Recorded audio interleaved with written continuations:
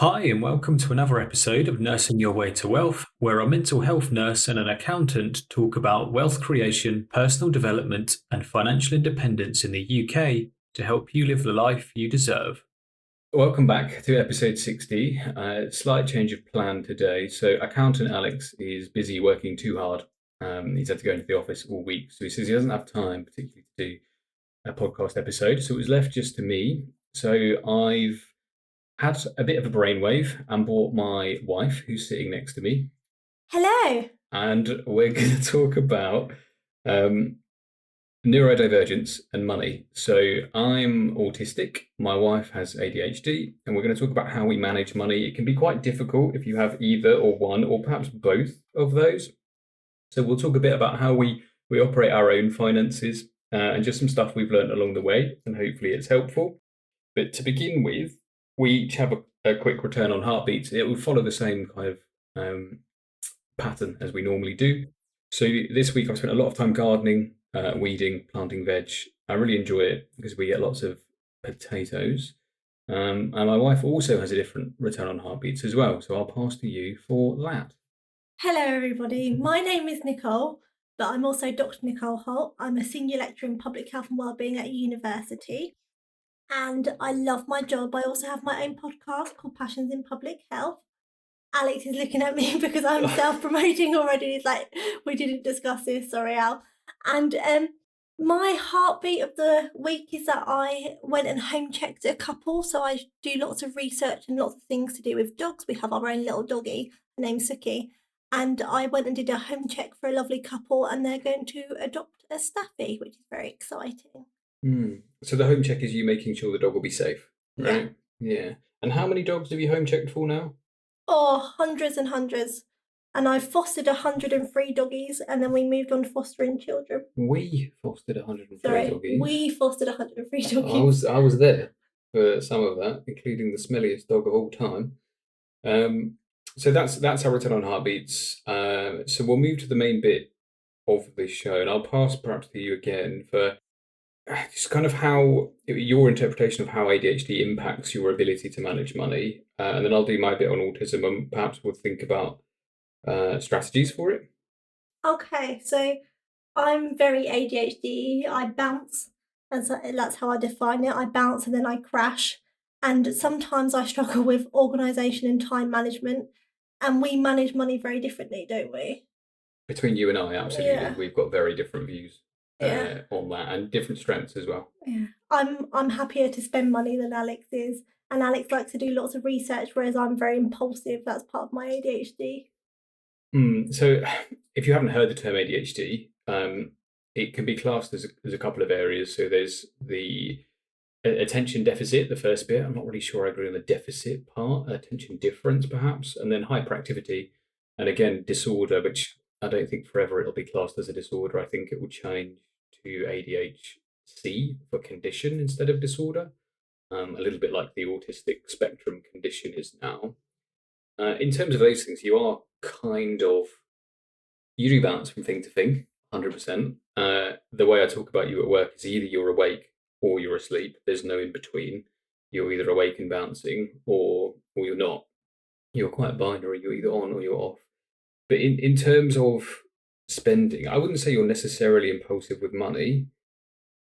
I wonder whether you, yeah, Have, have you? Are you and I not looking at the same vintage account?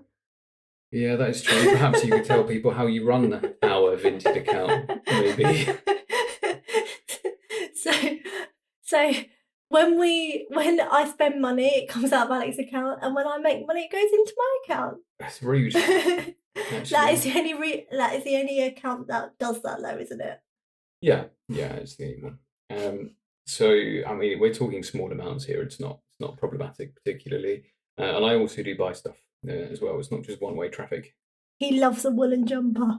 I do love a woolen jumper here for winter.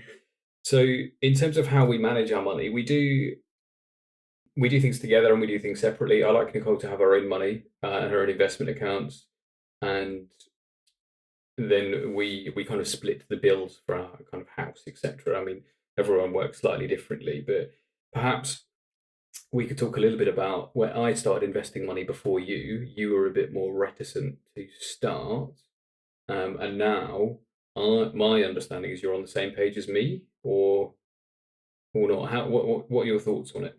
Yeah, I agree with you. I was a bit nervous about investing because I didn't understand it. I had no education on investing money. Hmm. And firstly, I started investing small amounts and now I invest more money because now I understand it so much better. Yeah, I think it's a fair thing. I did the exact same thing. You just dip your toes in the water, see how it goes. And as you learn and you grow your knowledge about it, you end up doing kind of more with it. And I think now we can both see the bigger picture. So I always talk about it as being like our biggest bill is investing in ourselves and our future.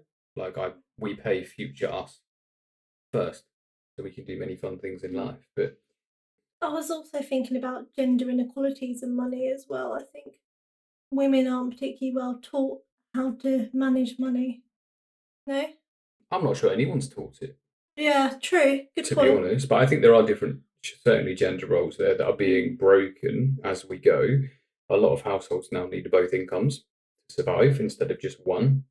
And if you think way back when, well, not hugely far back, 80s or so, a single working person, usually the man at that point, could afford a house and to keep a family, etc. Keep a family, raise a family, and now you need both incomes just to even think about getting a mortgage, perhaps on a house, unless you're kind of the top 10% of earners, and even then, I think depending on your location, it would be a struggle. But in terms of, like you say, you kind of have some impulsive things around money and Vinted, etc. I don't think you waste money No, particularly. I I don't think waste money. you're very astute with the money you have from your upbringing around that.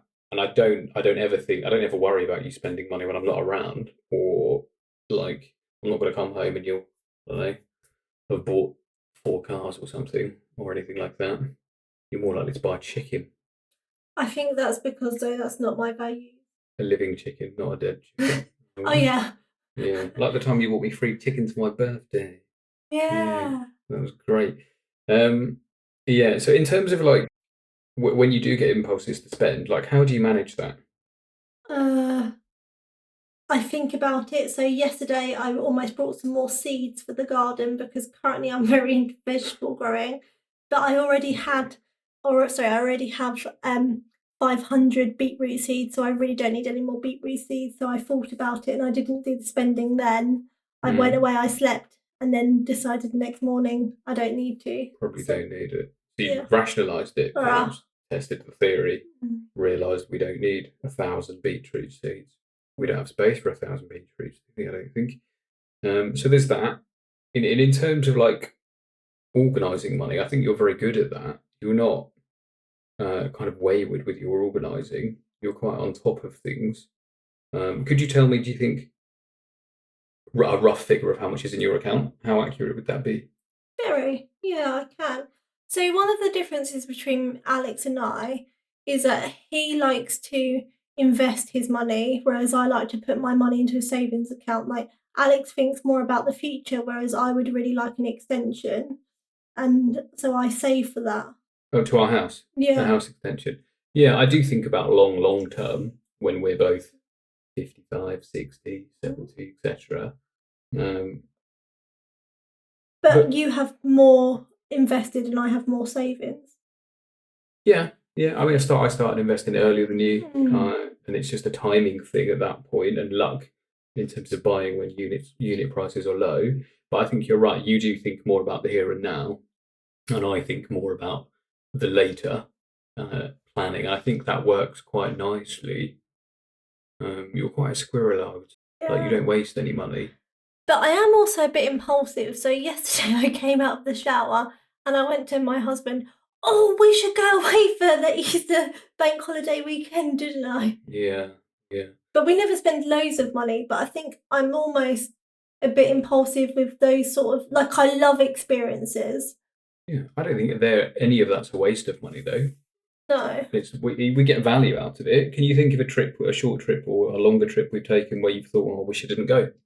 No, but that last that last bookings.com accommodation you booked, I went to visit our friends was awful.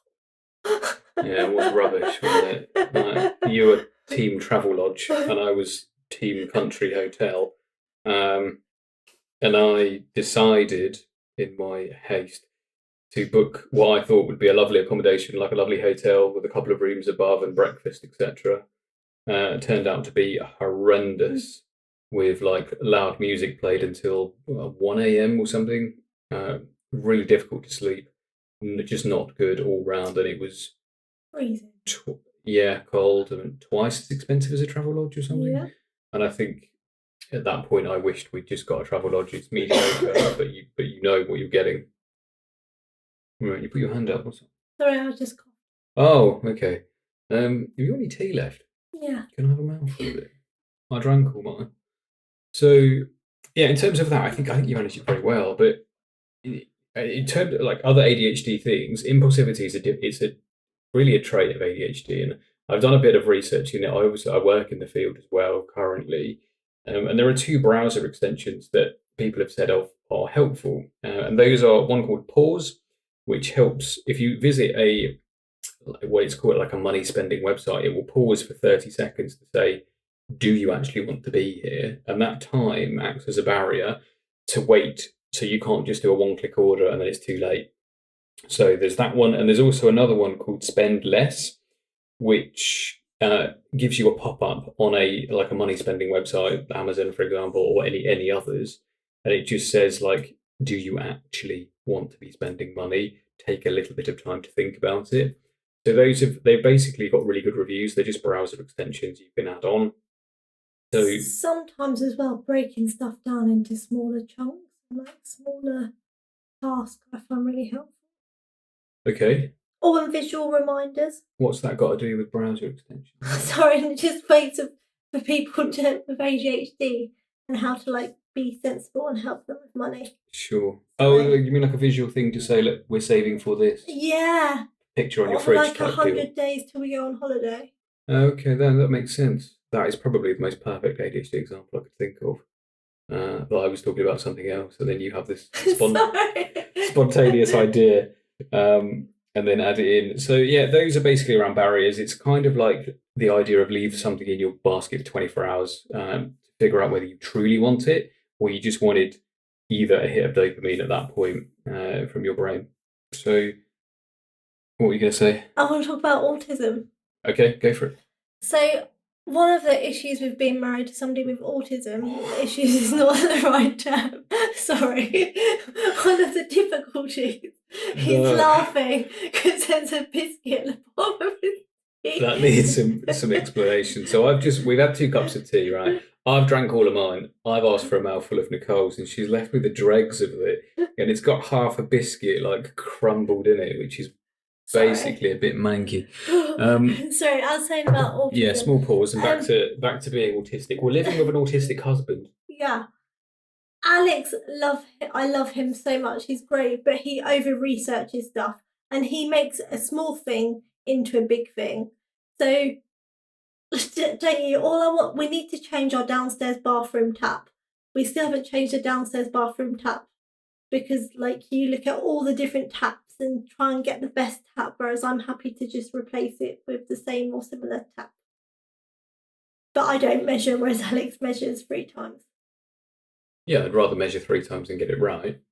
But yeah, I think you would just buy something that looks similar because in your mind that's progress, even if it doesn't fit. Yeah. Oh, yeah. I'll be left trying to fit a non-standard tap that doesn't fit. We'll be left. Or we'll be left doing it, yeah. But sometimes he gets real decision paralysis or can only think about one thing in one way, and therefore we struggle to move on.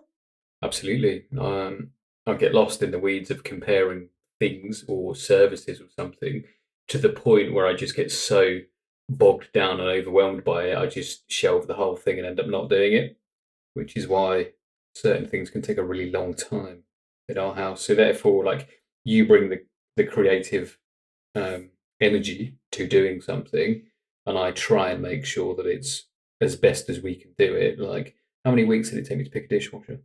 Oh, ages. Yeah, a lot. And you love a dishwasher. I do love the dishwasher. It's the best. My favourite kitchen appliance. But I think without you saying actually, here's a small deadline, please choose by the weekend, I would probably still be looking at ins and outs of dishwashers. But even if now. I set you a deadline, you still ignore it and do you go to the beat of your own drum? Sometimes ignore it, not all the time. I find deadlines very helpful. He's also late to work every single day. I get time blind. I don't. Yeah. You mentioned that for. It's true. Yeah, I am. Sometimes I'm late for work. The majority of the time, if we're honest. I just get time blind in the morning. I get too into making like espressos and all the steps that are involved in that. And then I'm like, oh my god, it's 8:30. I need to leave. Or I should have left already. Also, did I tell you I left my charger in the wrong building yesterday? I had to drive back this morning to get it. No. That's happened to me twice this week. Oh. Yeah, my work laptop won't turn on without it, so I wasted another 20 minutes driving between buildings. But we also really complement each other because we always say that I speed you up and you slow me down. Yeah, absolutely. And we're very good at getting the big stuff sorted. So we're very good at sorting like housing costs, transport, food, like the big things, and those kind of run on autopilot. So we don't sweat the small stuff. No. Like sometimes you'll be looking at buying something, I don't know, replacing something that we need, or clothing or shoes or something, and you're like, oh, I need to look at this, this, and that, and I'm just like, buy it. Yeah. I think sometimes you worry a lot about £5 decisions when actually it doesn't really matter because we've got the £1,000 decisions, right? So I don't kind of sweat the small stuff. And I tend to let Alex do the bigger decision making because I don't read the small print. So a really good example is when our poor doggy hurt her leg and she needed her cruciate. What did she need in her? She snapped it falling off a bench, so she just needed some surgery to tie that together and to put some pins in one of her back leg bones.